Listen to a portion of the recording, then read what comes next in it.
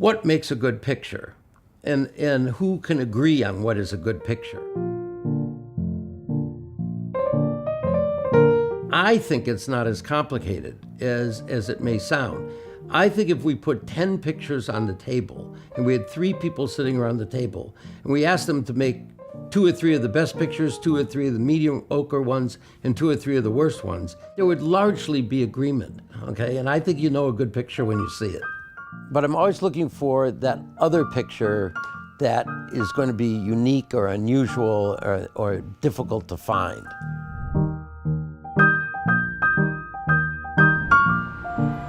I'd collected fine art photography for some years before I was one day at this flea market and stumbled across a woman selling photos torn out of family albums. And I liked the way they looked. Some of them were completely intriguing to me. So I bought 5, and you can see what happened after that.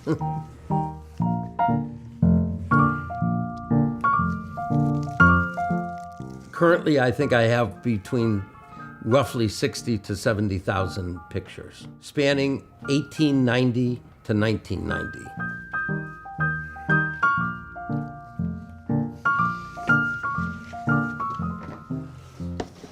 Photos of the 3 Graces are photos of 3 women or girls who especially are standing for this shot. I often think that there were 4 women and the 4th one took the picture, but she couldn't be in the frame.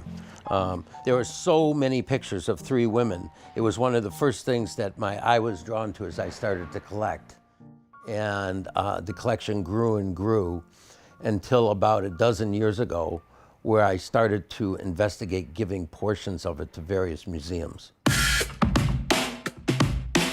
I was working with Jennifer, and she called me up one day very excited and said, "Peter, what if we took a lot of pictures and put them up on the wall and let the university community, the students, faculty, staff, visitors, or whoever, come and vote on which pictures ought to go in the permanent collection?" And I barely got through a description of what I wanted to do, and he said yes. He was so enthusiastic. I thought it was a fabulous idea. So it was the serendipitous moment of both of us coming together, wanting and kind of itching for this public engagement with his collection. So it really was a kind of dream coming together.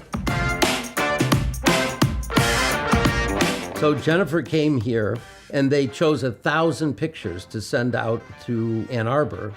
The installation of the show in September of 2019 had the 1,000 pictures on the wall with a number on each picture, and everybody who walked in got a ballot and could vote for 20 pictures. You then deposit your ballot in a ballot box and you get a sticker that says, "I voted at UMMA."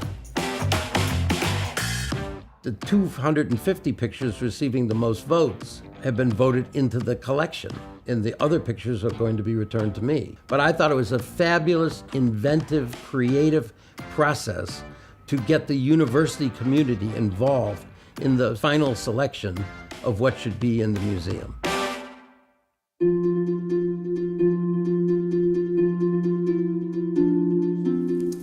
The most popular image was $9.99. It is an interracial couple standing on the beach in August of 1958. It was, of course, illegal and socially frowned upon for Black and white individuals to be in relationships. So I think this image is quite powerful.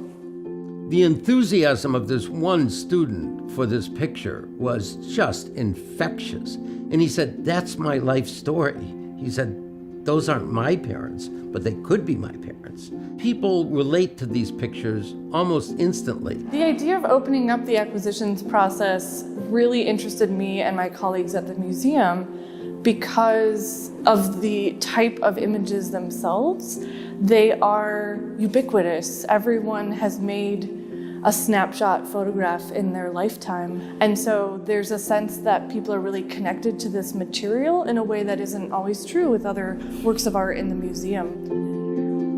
The response to the exhibition has been overwhelmingly positive. We had over 100,000 votes cast. I mean, that is a really amazing accomplishment on behalf of the public. I would be hard-pressed to name another show that had more viewer involvement than the show at the University of Michigan.